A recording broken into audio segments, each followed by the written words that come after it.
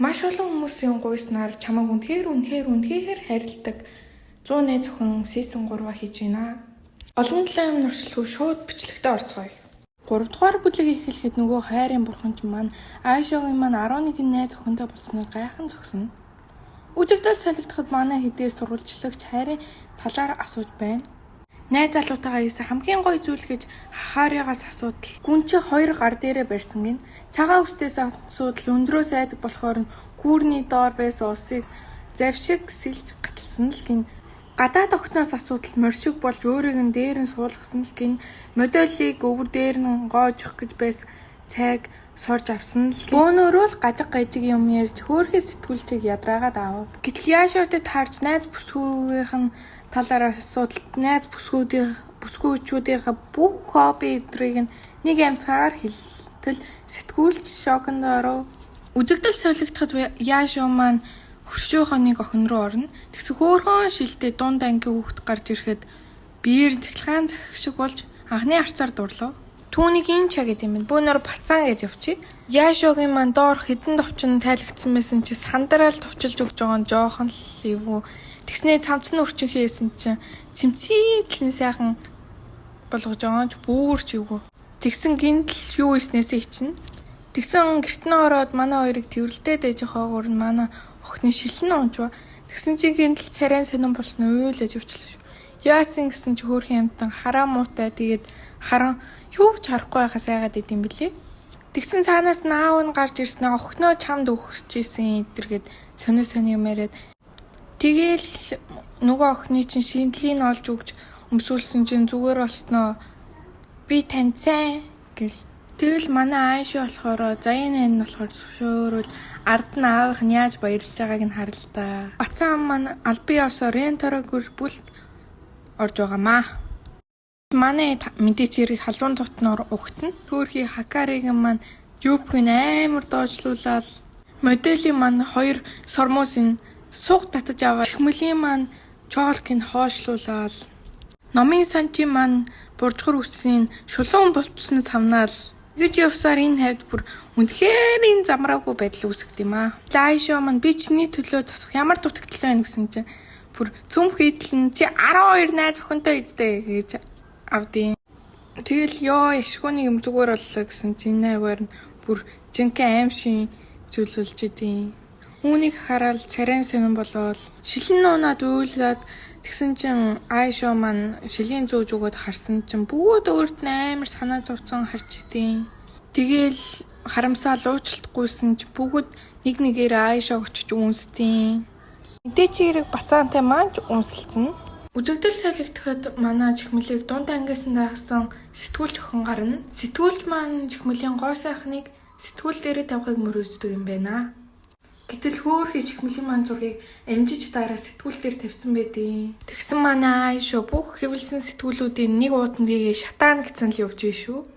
Харич сургуулийн захирлын болохоор тавьж түүний зургийг тавих юм бол сэтгүүлийн анги чи хаашгүй гэж сүрдүүлнэ. Гэтэл өнөөх чин баахан зургуудыг гаргаж ирснээр хэрв та сэтгүүлийн ангийг маань хайх юм бол би таны энэ зургуудыг олон нийтэд дэлгэнэ гэд манай харж үүч хийж чадхаа болов. Манайхан бодож нэг арга болов. Маргааш нь сэтгүүлч охин чихмэлийн маань зургийг дарах гэтэл яаж ч таарсан модель маань гараад идэв. Үзэгдэл солигдоход манай хэд Япон хэлнийхээ шинэ багшийг ярилцсан суун. Тэгсэн Япон хэлний багш гэсний амар муу Япон хэлтэй нэг ихч ороод ирдэв. Тэгсэн манай Яашотой маань харц тулгархад биеэр нь цахилгаанд гүгшиг болж анхны арцаар дурладаг. Тиймээ тэр бол түүний 13 дахь заяан юм. Тэгэл ичиж уулаж байжсэн Яашо хичээлийн дараа уулзъя гэв. Тэгэл ийм ойрхон суугаад манай Яашо ичсэн байж идэл энэ чи Америк стайл шүү дээ эдэргээд. Манай Яашоч сандарсандаа унахт нь шууд нөгөө гадаад охин ч сүг бэдэл нүсээ ичдэг. Тэгэл манай Айшог би чамд сайн хоёул үерхий гэл. Тэгсэн Айшо маань үгүй та Япон хэлээр сайн ирд юм байна. Та Япон хүн байна те гэтэл царайн сонирн болсноо чи миний нууцыг мэдчихлээ. Яаж мэдчихвэ гэд. Тэгэл яаж юм уу Япон хэлтэй юм би Япон хэлний багш болсон гэсэн чи манай хари маань энэ охиныг харангууд хөөх охин байна. Ордлоо гэл Япон хэлний багш болгоцсон юм билээ. Тэгэл манай гадаад охины back story-г гарахад амар дурамжлаг гэрт төрсөн юм байна л да хөрх юмтан. Агуулхаас Америк ТV-д олоод үзсэн чинь тэр хүүхдүүд нь хүссэн бүхнээ ээж хүснээр байгааг нь хараад манай охин дурлжээ. Тэгэд ээж хоёр нь гэрээс хөөдөл "Oh fuck you" гэд дуун туруу гаргаад явсан юм билий. Ингээд энэ тухай ярилцсны дараа манай хоёр үерхээр болдог. Ингээд аль бие осоо рентор гэр бүлийн 13 дахь гишүүн боллоо. Маргааш нь манай хийдэд фристайл гэж зааж өгнө гэд. Манайхан ч өөрсдийн гэсэн фристайлынхаа хувцснуудыг өмсөж ирдэг. Манай номын санч хөөхөн Синдреллийн хувц өмссөн бол өлсөглөн маань Зэрмэгний хувц өмсөөд модель маань томоогоос том даашин зөмсөж ирээд эдгээр өөр өөрсдийн гэсэн стайлуудаа харуулсан гой хувцснууд өмссөн байв. Манай Айшууч Луфи өмссөн байв. Тэгсэн үүнийг харсан гадаад охин сэтгэл нь хөдөлж байлоо. Ингээд манай хоёр үнсэлцгээр болтол малгайн тэг болоод энэ удаадаа үнсэлцэнгүй.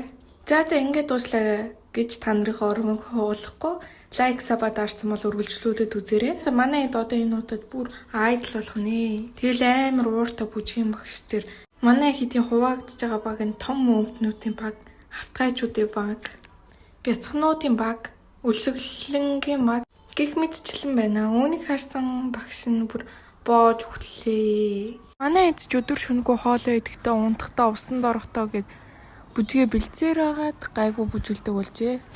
Ингээд манай эдийн тайзан дээр гарах мөч ирлээ.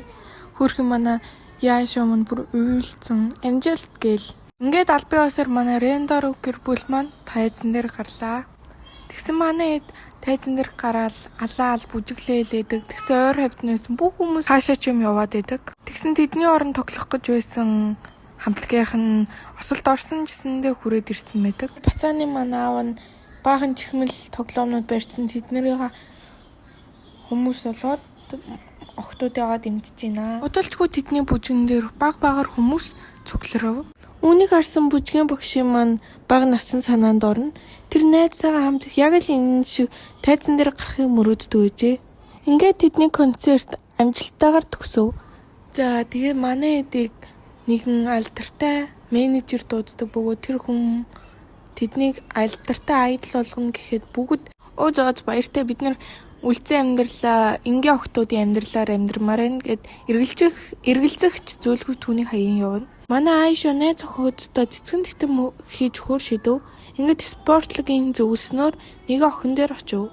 Гэтэл тэр охины хартал биеэр нь цахилгаан үүшиг болж анхны харцаар дурлаг юм. Тиймээ тэр бол түүний 14 дахь зайнаа. Тэр хоёр цагийг өнгөрүүлж байхдаа манай ногооногийн маань back story-г мэддэг. Манай ногоо ном маань багасаа л өндрөөсөө болж хүүхдүүдэд дэрлэхүүлдэг гэжээ. Түүнийг ингэж дэрлэхдэг байхад амьтад болон байгаль түүнийг тайтгаруулдаг байжээ.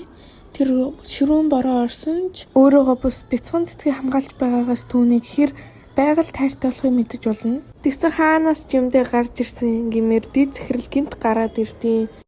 Тэгсэн ногооноо маань галаас үхтлээ гэдэм бэ.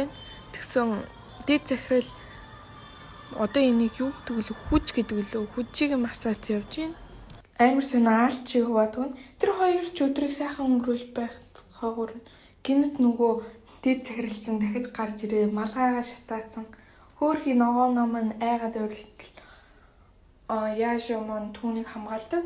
Ногооноо өмнөд хинээрч хамгаалуулж байгааг болохоор түүний сэтгэл нь хөдөлж түүнд сайн гэдгийг хэлт юм аа. Ингээд аль бие усаар 14 дахь гэр бүлийн гишүү нэмэгдлээ. Манай ногооноо маань ч тэднэрт зориулаад бөөнөрөнд нь цэцгэн титэм хийгээд ирсэн байдаг. Тэгээд цагаан даашин зөмсөд манай дүнд хэр гүнж шиг харагдаж идэм аа. Манай эцч ногооногийн хүлэмжэнд очиж цагийг зугаатай өнгөрүүлнэ. Ногооноо Айшогийг дуудахаар нь очиод хартал тэднэр бүгд түүнд зориулаад өндөр болсон байв. Ингээд ногооноо Айшо хоёр манай анх удаа аль биесээр үнсэлцдэг. Ингээд дууслаа. Миний ойлгосноор season 3-ын бүх анги нь ямар ч тач гараагүй байгаа юм шиг үлээ. Тэгээд бүх ангийн гарангууд яриад өгнө. Тэгээд энэ хүртэл үзсэн бүх хүмүүстээ баярлалаа. Баяр таа.